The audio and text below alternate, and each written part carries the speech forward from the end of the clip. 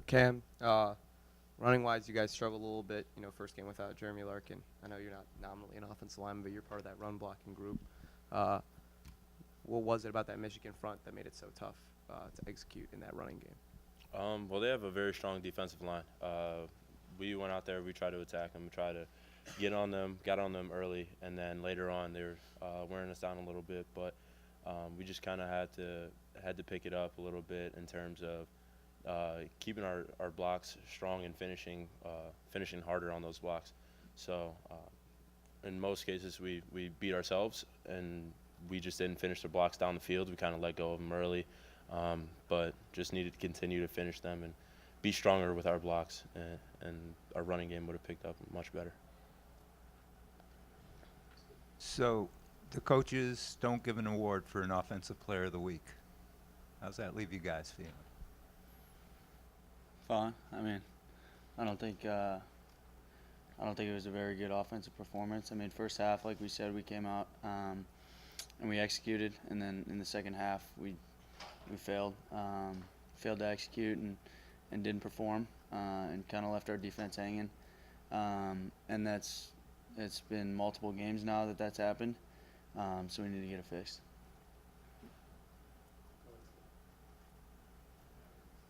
What do you say you haven't finished? I mean, do you have any explanation for why you start well and then stall? I mean, I don't really have like an explanation for it. I think we just kind of take our foot off the pedal a little bit, and I think we need to emphasize it in practice. Those last, 2 to 3 periods, we really need to emphasize finishing, because it's kind of translating into the game, and we need to have it translate from practice into the game. Yeah, absolutely. It's the same thing. We just need to finish stronger, because we do start fast, but at the end of the day, there's more than just a couple of drives in the game. There's the whole second half that we need to get better at, and we're going to work at that this week, get better, finish harder, finish stronger, and just keep going with that.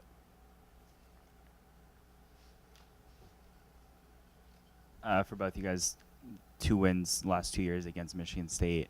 What's allowed you guys to have that success, and what do you need to do to keep that going this Saturday? We got to play hard. They're a good team. They're a good team every year, and as you saw last year, it went into a couple overtimes. So that game itself was a prime example of us playing more than just 4 quarters of good football. So we got to do that this week. We got to bring it all together and extend it to 60 minutes and maybe even more than that if that needs to be. So that's the biggest thing, is bringing together 4 quarters of good football in all 3 phases. Couldn't say it better. More specifically, you guys in particular combined last year against this team, I think, for 15 catches for about 150 yards, 2 touchdowns. It's a pretty similar secondary this year. I mean, that was Clayton's maybe his best game of the year, and he's mostly targeting you guys. What do you think it was about that secondary allowed you guys to get after him, and will you be able to repeat that kind of success this year? Yeah, I mean, I hope so. I guess we'll see. All we can really do is prepare this week in practice, just work every day, and then hope in the game that happens. And just when it does, when the game does come around, we just gotta be prepared going into the game, and then just do our job every play. Yeah, just got to execute on every single play. So whether we're going out there running 3-step or 5-step, doesn't matter what it is. We got to go out there and make a play, instead of just waiting for something to happen. So. Lynn, what do you remember about the play? I think it was the second touchdown in overtime last year against these guys. What do you remember about that? Yeah. I mean, are you talking about the one I scored? Yeah, I mean, I don't know. The game was on the line. We had a play. I think it was 3rd down. Coach called a play that very well could have gone to me. So I just did my job. Tried to get open for Clayton, and he found me, and then just did my best to try and get as many yards as I could, and just wound up in the end zone, and just kind of did my job and hope that everyone else did their job around him.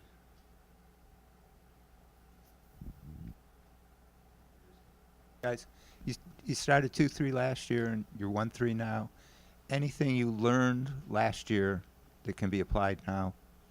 Absolutely. The season's not over. So we have a long way to finish it out. We're 1-1 in the Big Ten, and we have more to come, especially when we want to win the West. So a lot of games to come, and we just need to prepare and get ready for each game one by one.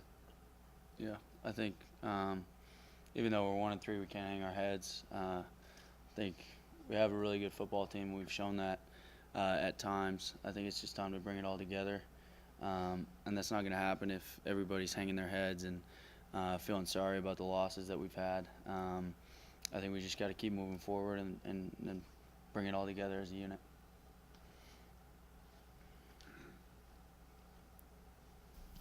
Flynn, it seems like especially in Michigan and against Duke, you've been really leading the way in this receiving core, especially when the offense kind of dried up in the second half. It was mostly you who Clayton was going back to.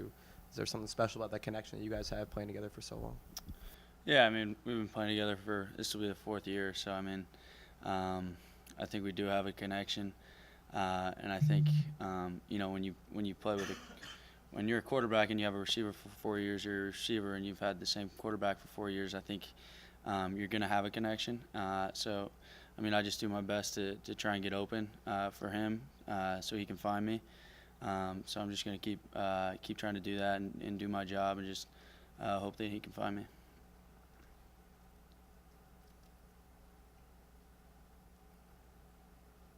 Anything else for Camper Flynn? How nice was it having him for the whole game? Clayton? Playing for the whole game. It was nice. It was very good. Yeah, it's good Yeah. to see him come back and play 4 quarters. So, Yeah. love seeing any one of your teammates come back and do what they love and do it to the best of their ability. So it's great. Especially for Jordan, but for both of you, I guess. You guys have really stopped the run well this year, especially going into that Michigan game. And in the first half, it looked like Higdon especially was pretty bottled up. But in the second half, he started ripping off some big runs. Do you think fatigue played a role in that, or just he started finding the holes? As a D line and front seven in general, we try to spin as many guys as we can. It's a fight out there. So, in the course of a fight, you'll get hit a couple times. It's just a matter of, digging deep and coming up with one more stop. And that's what we need to do. So.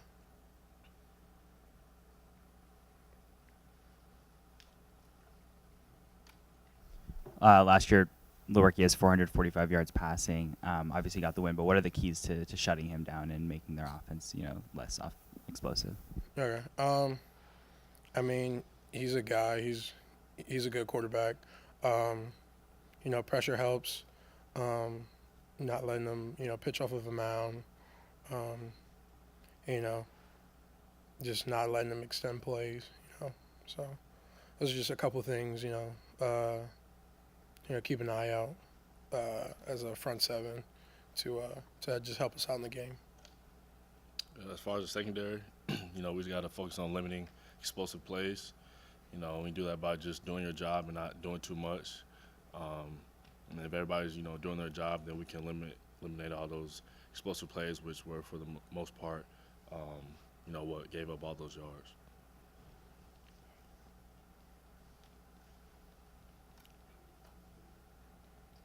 JR, you had an interception on the first series of the year against Purdue, and you guys had 3 in that game. There's only been, I think, 1 since then. Is there as much emphasis as you put on taking the ball away? Have you been able to figure out why you've had such a tough time doing it? Every day, every practice, coaches emphasize takeaways, and, I think we've been, trying to do that, but we definitely can improve on that. They put us in the positions. We also just got to, go out there and make the plays. I don't think we've made the plays that we should have and could have. So, we're going to keep harping on that. How did you evaluate the secondary play? You said you guys struggled against Duke and Akron like 2 or 3 weeks ago. How did you evaluate that play against Michigan? Secondary, I think we stepped it up a notch. He had like 190 yards, and as I said earlier, a few of those came off of just explosive plays, just not doing your job.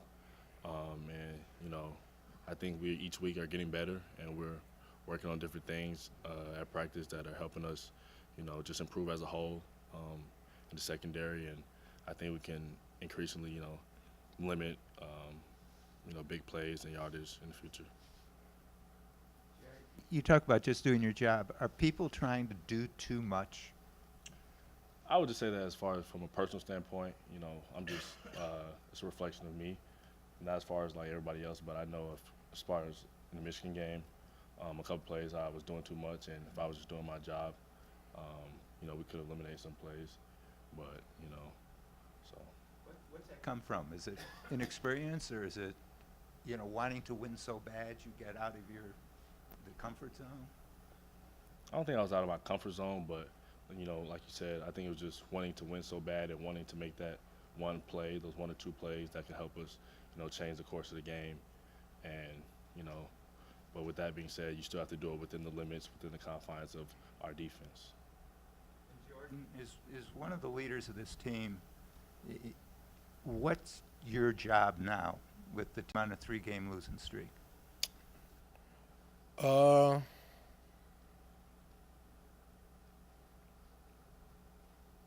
Just finding more ways to put us in positions to win. Whether that's, playing harder, whether that's getting on a guy if they miss a call or something, or if it's just listening. Just turning over stones until, you have enough that where at the end of the game, we're 1 point more or however many points more than the other team. So just finding that extra oomph, What did you guys learn last year coming back from 2 and 3 that can be applied now? It takes everything, like everything you have, every play, because it's that one play where you exhale, that one play where you relax, that's the play that hits. So thinking back from last year, after the Penn State game, guys really looked at themselves and looked to the people next to them and said, hey, if we're going to do something, we as a team need to step up. And, if we're going to get ourselves out of this hole, that's what we need to do right now. Sticking with Jordan for a second. I mean, building off that, you guys started 2 and 3 last year, 1 and 3 the year before, and then 1 and 3 this year. Is that starting to weigh on you guys? That's starting to get frustrating for you guys that have been here a while? Yeah, most definitely. Just having that repeated start and knowing you have a good football team is kind of frustrating, but you just have to fall on that trust to the guy to your right and to your left that you're going to get it fixed.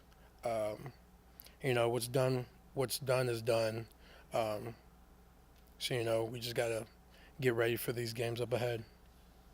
And then both those times after you guys started 1 and 3 and 2 and 3 the last 2 years, you guys broke out with a couple wins in a row. I don't know if you remember so much what was said in the locker room necessarily, but was there kind of a general feeling around the guys, like maybe, I don't know, frustration or anger that led to that breakout, or was it kind of different things both times? I think it's just a feeling of just coming together, just really deciding what's important, living in the moment type deal. Everyone in the locker room wants to win. That's something I don't doubt. It's just a matter of picking what's important and just bearing down and doing what needs to be done to get that win.